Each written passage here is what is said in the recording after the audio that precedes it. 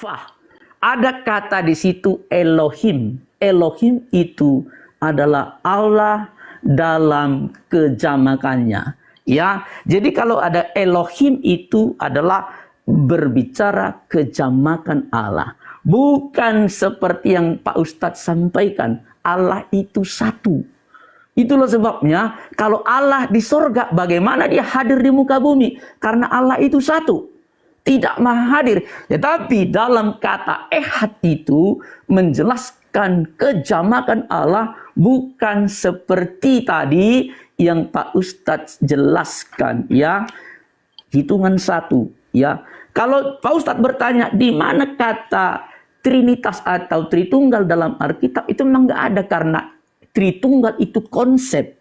Tapi konsep itu ada di dalam Alkitab itu sendiri. Saya sudah baca tadi Kejadian 1 ayat 26. Baiklah kita. Ya, baiklah kita. Ya Pak Ustadz ya. Jadi mohon Pak Ustadz jelaskan ayat-ayat tadi, mana dalilnya bahwa firman itu ciptaan. Saya tunggu jawaban. Silakan Pak Ustadz. Oke, teman-teman nih perhatikan ya. Perhatikan betul-betul ya teman-teman ya. Tunjukkan dalilnya Pak Ustadz. Begini ya teman-teman. Tadi saya menjawab Pak Pendeta tidak ada mengatakan bahwa firman itu ciptaan, nggak ada ya. Tetapi firman itu adalah sifat dari Allah Subhanahu wa Ta'ala.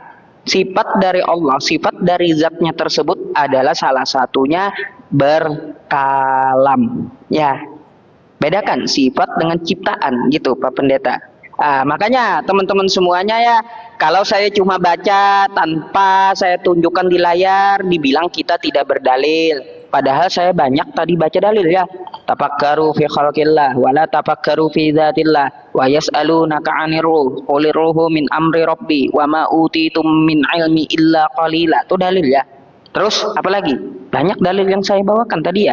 Dibilang tidak berdalil. Itulah teman-teman, meskipun saya hafal, kenapa saya harus buka laptop? Ini alasannya gitu. Kita bakal dibilang kagak berdalil, ya, kagak berdata.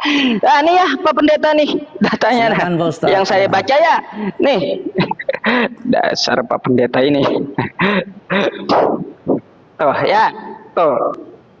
Saya tampilkan saja di layar. Sama Anda. Kalau Anda bisa baca, tafakkaru fi khalqillah wa la tafakkaru fi dzatillah. Tuh. Jangan kamu berpikir tentang esensi zat Allah, tapi pikirkan ciptaannya. Ustadz, ya. Nah, itu yang saya baca tadi.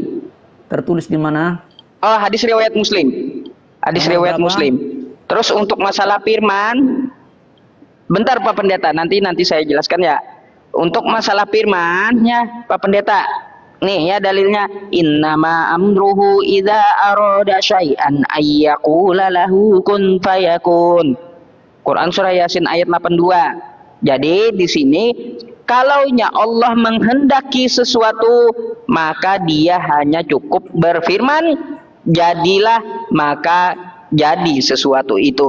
Pak Pendeta, ini adalah fi'il amar, kun, kata perintah, fayakun. Fayakun ini adalah fi'il mudhari', artinya perintah Allah itu dia akan berproses jadi. Nah, itu masalah firman. Zat Allah sudah, apalagi? Ruh, baik. Ya, Al-Isra 85 nih aja nih, saya bukakan dah sama teman-teman. Ya. Tuh, wa yas'alunaka 'anir ruh qulir ruhu min amri rabbi wa ma utitum minal ilmi illa qalila. Ya, dan mereka bertanya tentang ruh. Katakanlah ruh itu termasuk urusan Tuhanku, dan tidaklah kamu diberi pengetahuan melainkan sedikit. Tuh, Pak Pendeta, dalilnya ada semuanya yang saya baca, lalu Anda bilang saya tidak berdalil dan tidak berdata. Itulah teman-teman, makanya saya bilang kenapa saya harus buka laptop ya, meskipun saya hafal. Kenapa tetap saya buka laptop?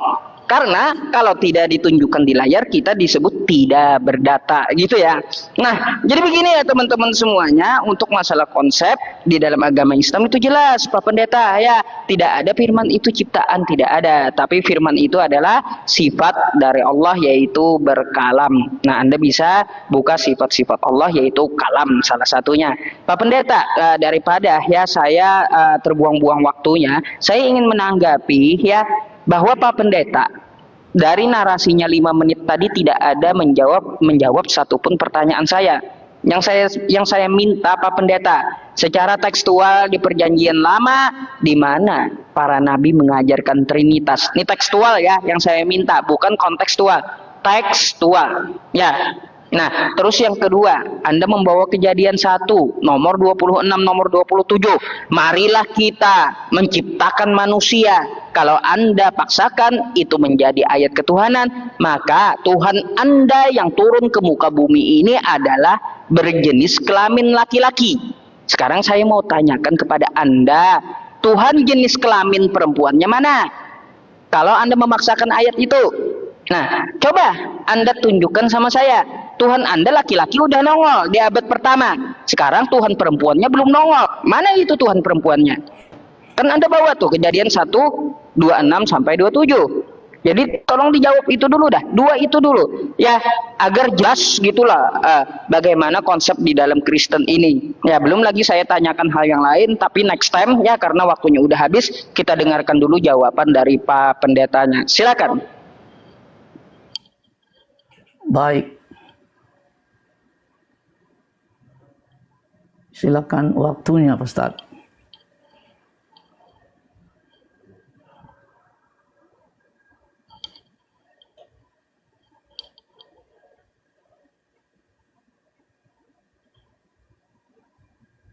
Iya. Jadi teman-temanlah yang menilai ternyata Tuhan yang disembah oleh Pak Ustadz ini ya, itu adalah Tuhan yang tidak melekat dengan firman-Nya. Ya, katanya tadi firman itu sifat. Jadi tidak melekat dengan kealahan itu, ketuhanan itu. Ya silakan teman-temanlah yang menilai ya. Kalau kami Pak Ustadz, antara hakikat Allah dengan firman-Nya tidak bisa dipisahkan. Ya tadi Pak Ustadz baca kun fayakun ya kan, di dalam di dalam Yasin 82 tadi ya. Itu ya, mereka bertanya Yasin 82. Sebentar ya, Yasin 82 dikatakan sesungguhnya ketetapannya, jika dia menghendaki sesuatu, dia hanya berkata kepadanya, jadilah, maka jadilah. Pertanyaan saya bukan ini maksudnya. Apa korelasi, apa relasi antara firman dengan Allah? Apakah Allah itu bisa jadi Allah tanpa firman? Tidak dijelaskan dari Pak Ustadz sama sekali. Apakah Allah itu atau Tuhan itu bisa tanpa roh? Tidak juga dijelaskan. Bahkan Pak Ustadz mengatakan roh Allah itu ciptaan. Ya, dikutip tadi dari Al-Isra. Ya, Al-Isra ayat yang ke-85. Mereka bertanya kepadamu dalam kurung Nabi Muhammad tentang roh. Katakanlah, roh itu termasuk urusan Tuhanku. Sedangkan kamu tidak diberi pengetahuan kecuali hanya sedikit. Yang saya maksud Pak Ustadz, bukan roh kecil ini. Ini roh kecil, roh Allah yang saya maksud. Ya, tapi Pak Ustadz sudahlah, saya nggak paksa. Roh Allah menurut Pak Ustadz itu ciptaan. Jadi Allah zat itu bisa tanpa roh. Ya, karena roh itu ciptaan. Nah kalau di kami Pak Ustadz, Allah itu roh. Ya, Yohanes 4 ayat 24. Allah itu roh. Jadi Allah itu tidak bisa jadi Allah. Tuhan itu tidak bisa jadi Tuhan tanpa ada roh. Ya Pak Ustadz. Itu ya. Jadi tanggapan saya itu saja. Kemudian pertanyaan Pak Ustadz, tunjukkan Tuhan jenis kelamin laki-laki. Saya sudah katakan Pak Ustadz tadi di dalam Yohanes pasal yang keempat ayat 24 ya. Yohanes 24 ayat 24 saya baca. Allah itu roh, barang siapa menyembah dia harus menyembah dalam roh dan kebenaran. Nah, sekarang pertanyaannya bagaimana posisi Yesus? Yesus itu ketika di dunia bukan jadi Allah, Pak Ustadz. Dia manusia. Makanya dimati disalibkan. Jadi konsep yang dipahami oleh Islam selama ini keliru. Yesus ketika di dunia ini manusia. Makanya Filipi 2 ayat 6-7 mengatakan, ya tahta di surga ditinggalkannya dan menjadi manusia. Bahkan mati di kayu salib. Jadi Pak Ustadz, saya ulang sekali lagi, Yesus itu selama di muka bumi ini manusia. Tetapi dalam dirinya ada Logos. Logos itulah yang Allah itu. Logos tidak berkelamin Pak Ustadz. Masa Logos berkelamin? Yang benar aja.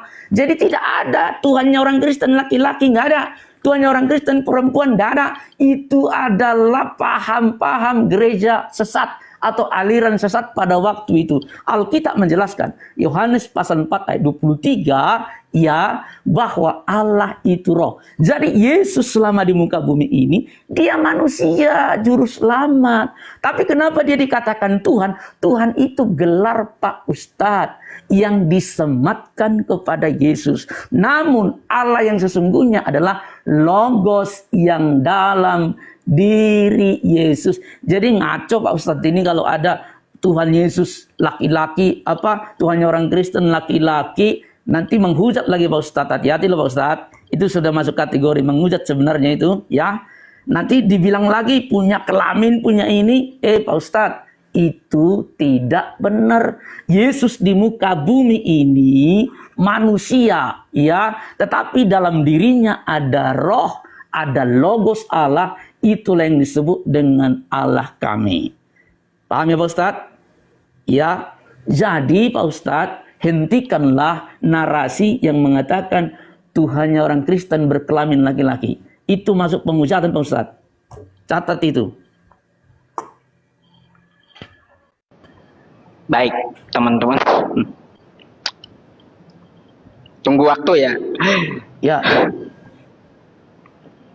Apa sih kalian itu ketawa-ketawa di bawah ini? Macam-macam mana pula?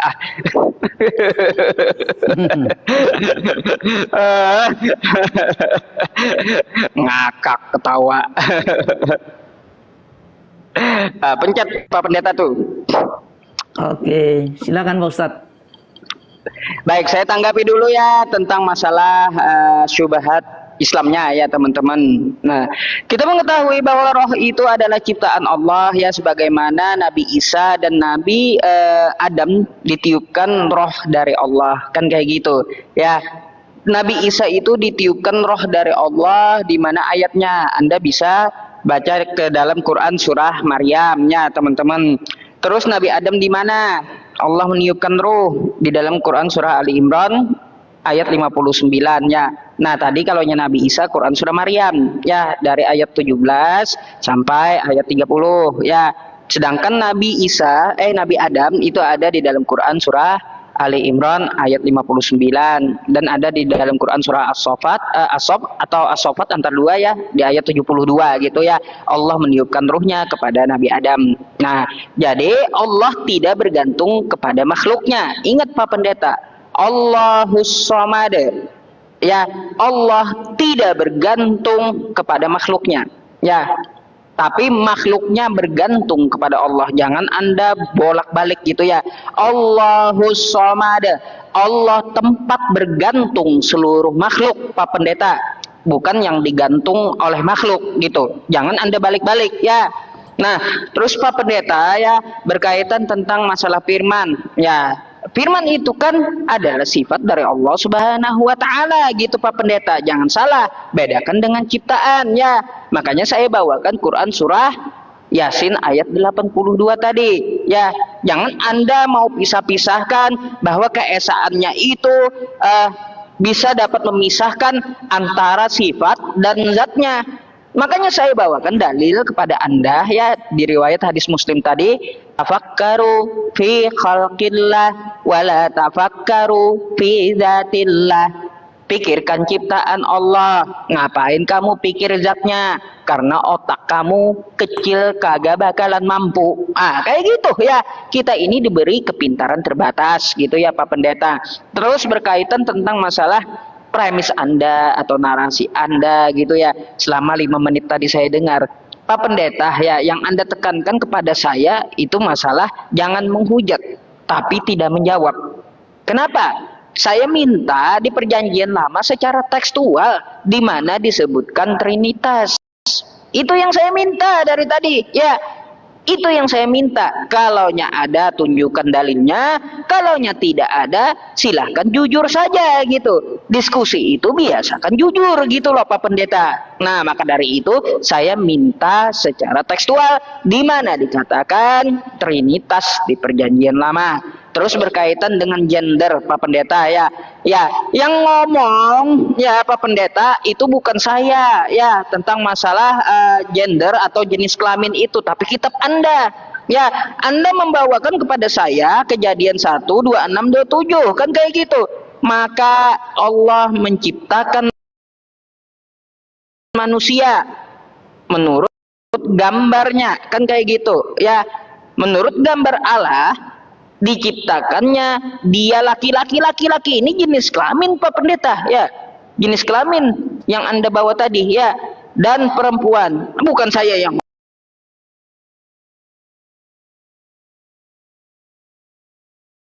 ketika kitab Anda ya menceritakan tentang masalah jenis kelamin. Nah, lalu ayat ini Anda paksa untuk dijadikan masalah ketuhanan.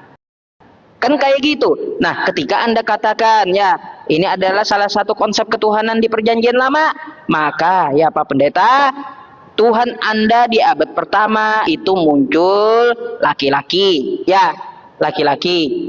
Terus di sini perempuannya mana gitu. Itu yang saya tanyakan karena Anda yang membawa ayat ini, gitu loh Pak Pendeta. Kan kita udah tahu Yesus tuh laki-laki, ya. Dia seorang laki-laki. Tuhannya udah nongol tuh yang laki-laki, yang perempuannya mana ya. Sorry Pak Pendeta, ini data bukan menghina gitu ya. Pastikan seperti itu. Terus Pak Pendeta ya, saya mau tanggapi masalah ruh ya. Kalau ya Pak Pendeta, kalau Tuhan Anda katanya roh ya, padahal roh itu adalah ciptaan bagi Tuhan kami ya, bagi Allah Subhanahu wa taala dia adalah ciptaan. Kalau Tuhan Anda roh, tolong tunjukkan bentuknya seperti apa. Silakan pakai data dan dalil. Bagaimana warnanya, bagaimana bentuknya. Silakan.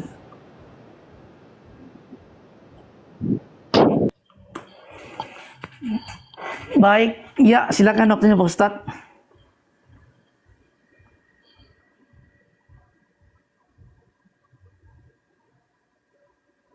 Waktu Pak Ustadz, waktu. Pencet.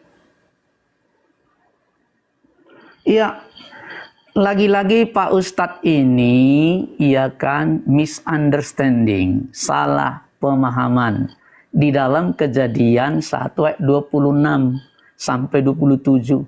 Saya sudah jelaskan, baiklah kita menjadikan manusia menurut gambar dan rupa kita. Manusia itu memang betul-betul laki-laki dan perempuan Pak Ustadz. Tapi jangan kaitkan Tuhan kami laki-laki dan perempuan. Itu loh Pak Ustadz. Pak Ustadz ini salah paham dengan Alkitab ini. Jadi ketika manusia diciptakan laki-laki, dan ini kan baiklah kita menjadikan manusia. Bukan baiklah kita menjadikan Tuhan laki-laki dan perempuan. Nggak ada di sini. Pak Ustadz sekali lagi, itu narasi hujat Pak Ustadz. Ya, tapi nggak apa-apa. Ya silakan.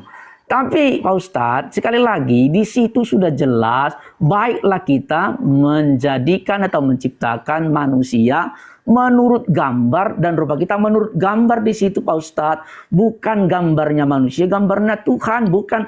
Tapi ada sifat kebaikan yang dimiliki oleh Allah, dimiliki oleh manusia. Tetapi kemudian jangan dipahami bahwa Tuhan menciptakan laki-laki dan perempuan dihubungkan dengan Yesus. Itu keliru Pak Ustadz. Saya sudah katakan tadi Yohanes 4 ayat 24, Allah itu roh. Nah kalau ditanya roh Pak Ustadz, roh itu tidak bisa dilihat, tidak bisa digambar. Wujudnya seperti apa? Namanya juga roh.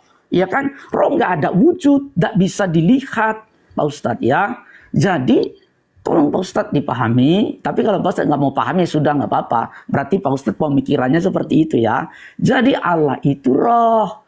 Yesus, saya ulang lagi, selama di muka bumi ini, kemanusiaannya manusia.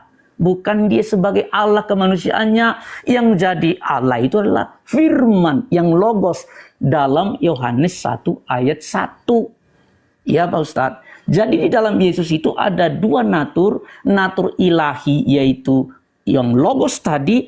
Natur manusianya itulah yang disalib, yang Pak Ustadz bilang laki-laki.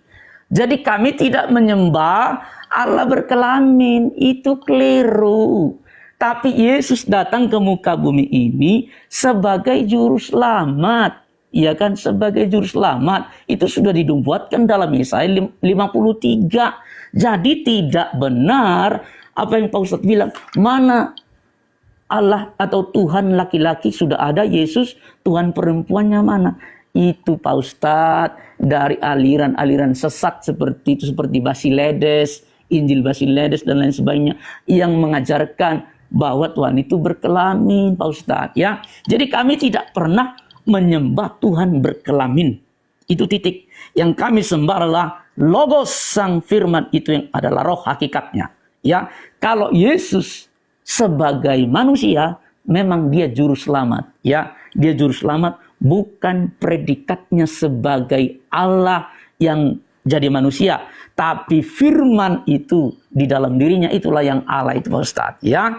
Nah tadi saya tanggapi jawaban Pak Ustadz tadi, muter-muter nggak jelas, dalilnya juga tidak jelas. Muslim tadi ya, hadisnya nggak tahu nomor berapa tentang firman itu sifat. Jadi firman itu tidak melekat dengan Allah kah atau bagaimana? Saya tidak, ya Pak Ustadz lah yang itu menjelaskan tadi, tapi tidak seperti konsep yang kami miliki. Trinitas itu Pak Ustadz tidak ada ditulis di Alkitab, karena itu konsep. Yang ada adalah ayat-ayat Alkitab yang menjelaskan tentang Trinitas. Tapi kalau kalimat Trinitas nggak ada, karena itu konsep.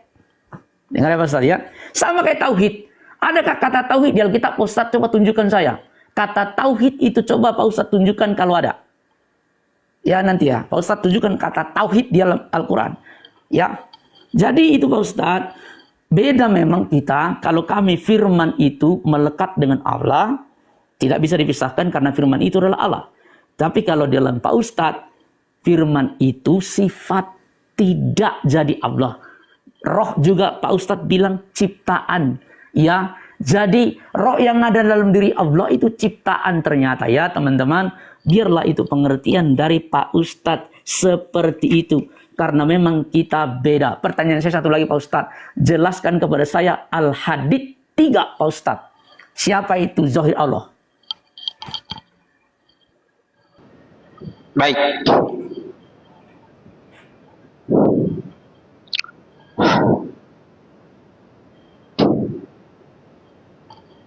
Bentar ya teman-teman. Ya Pak Ustadz ya. Saya akan jawab Islamnya dulu, Kristennya belakangan, biar Pak Pendetanya ingat gitu apa yang saya tanyakan gitu ya. Baik, baik. Syukran, jazakumullah ya yang kasih gift. Pencet Pak Pendeta. Silakan Pak Ustadz, silakan.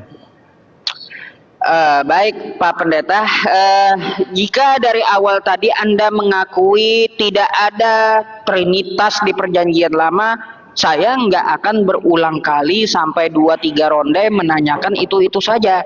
Ya, kalaupun Anda jujur ya, di awal ronde saya nggak akan menanyakan lagi. Tapi saya akan lanjut ke pertanyaan selanjutnya. Masa ketika saya nanya kepada Anda, Pak Pendeta, apakah Anda sudah makan? Jawaban Anda, saya ingin pergi ke tengah kota, ambil galon, terus ambil panci supaya tidak pecah di dapur. Nah, kayak gimana itu? Nggak nyambung jawabannya, kan? Maka dari itu saya tanya lagi, Pak Pendeta, apakah Pak Pendeta udah makan? Oh bentar dulu ya, saya mau ambil motor dulu di Dialer. Nggak ada jawabannya gitu, muter dulu gitu loh Pak Pendetanya. Kalau Anda akui, ya Pak Pendeta, apakah sudah makan? Sudah, udah diam saya gitu. Kan kayak gitu. Maka dari itu saya menekankan berkali-kali kepada Anda sampai 3 ronde. Kalau yang nggak ada, jujurlah di awal. Nggak perlu Anda putar-putar gitu. Jadi begitu ya teman-teman, tidak ada kosakata Trinitas di perjanjian lama. Ya berarti tidak dinubuatkan ya konsep Trinitas ini ya. Baik, berkaitan dengan kosakata tauhid. Tauhid itu berakar kata dengan wazan ya Pak Pendeta wahada. Ya, wa ilahukum ilahu wahida. Wahada yuwahidu tauhidan. Tuh ya, wahada yuwahidu tauhidan. Kalau Anda belajar nahwu shorof, itu Anda akan temukan kosakata tauhid dengan dasar dalil wa ilahukum ilahu wahid. Ya, wahid. Nah, tuh dari situnya ya Pak Pendeta. Terus apalagi yang Anda katakan? Roh tidak dapat kelihatan. Nah, ini Pak Pendeta ya, udah mulai dusta Anda sama saya. Nah, Pak Pendeta, ini ada yang lihat roh loh. Ya, jawab nih Pak Pendeta, ya. Katanya roh tidak kelihatan. Di kitab Anda ada yang lihat roh. Ya, Wahyu 5 nomor 6. Nih, maka aku melihat, ya, ini melihat ya Pak Pendeta, di tengah-tengah takhta dan keempat makhluk, ya, dan keempat makhluk itu, dan di tengah tua-tua berdiri seekor anak domba, seperti telah disembelih, bertanduk 7 dan bermata 7. Itulah ketujuh roh Allah yang diutus ke seluruh bumi. Nih, ada yang lihat roh Tuhan Pak Pendeta, ada yang lihat roh Allah ya, bentuknya matanya 7, tanduknya 7. Lalu Anda bilang kepada saya tidak ada yang bisa melihat roh Allah karena dia roh. Lah, terus yang bertanduk 7 bermata 7 ini apa? Di sini dijelaskan bermata 7, bertanduk 7 ini itulah ketujuh roh Allah. Ada yang bisa lihat Pak Pendeta? Jangan bohongin saya lah. Ya, coba seperti itu Pak Pendeta. Jujurlah padaku ya, itu lagu ya teman-teman kayak gitu. Jujurlah ya Pak Pendeta. Kalau hanya berdiskusi ada yang melihat roh. Ya kalaunya ya Pak Pendeta, pertanyaan saya kepada Anda, coba Anda jelaskan itu bentuk Tuhan apakah bermata 7 bertanduk 7 karena Tuhan Anda roh. Nah, itu kan tanduknya 7 matanya 7 kayak gitu ya. Itulah ketujuh roh Allah yang diutus ke muka bumi di Wahyu 5 nomor 6. Terus Pak Pendeta, jangan Anda sama-samakan Tuhan Anda dengan Tuhan saya. Kalau Anda mau samakan Tuhan Anda dengan Tuhan saya nggak terima ya, karena dalilnya walam yakullahu kufuwan ahad. Allah Subhanahu wa taala Maha Suci, Maha Tinggi, tidak akan pernah sama dengan yang Anda pikirkan. Maka dari itu ketika Anda ya Pak Pendeta berdiskusi tentang masalah tauhid dengan orang Islam, dengan agama Islam, buang jauh-jauh di otak Anda itu Allah itu seperti makhluk yang Anda pikirkan. Buang jauh-jauh seperti itu. Pemikiran kita ini terbatas, indera ini kita terbatas Pak Pendeta ya. Kita diberikan kepintaran saja berbeda-beda gitu. Ya. Jadi nggak perlu kita pikirin zatnya seperti apa. Apa yang ada di pikiran Anda itu adalah makhluk. Maka ketika Anda menyembah dalam pemikiran Anda telah menyembah berhala. Sama di dalam Islam